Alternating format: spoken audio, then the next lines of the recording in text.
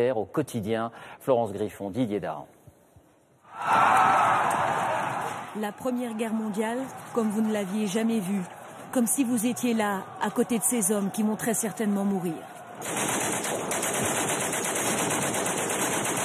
C'est la force de cette nouvelle série en couleur, des images souvent terrifiantes, comme ces lance-flammes utilisées par l'armée allemande.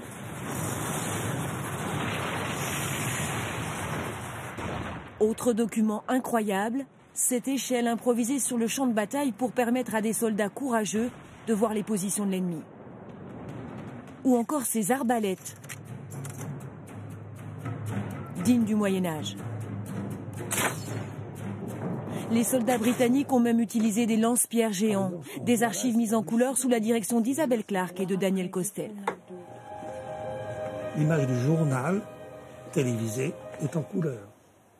Et c'est ça que nous avons voulu apporter. C'est une vision comme celle des actualités télévisées. C'est une image de la guerre comme si elle avait été filmée en Irak ou en Afghanistan. À l'époque, tous les films étaient tournés en noir et blanc.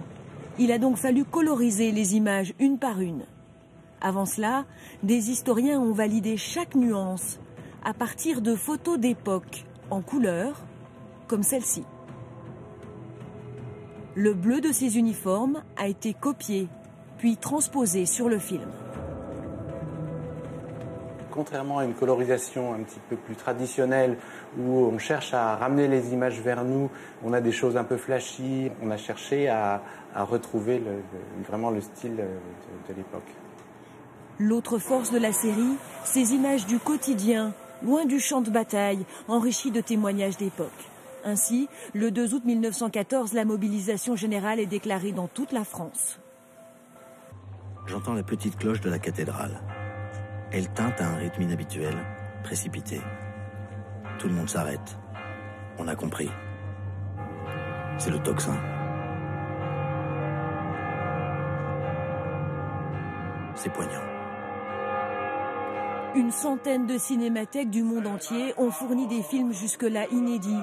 La Grande Guerre vue des tranchées de chaque côté du front.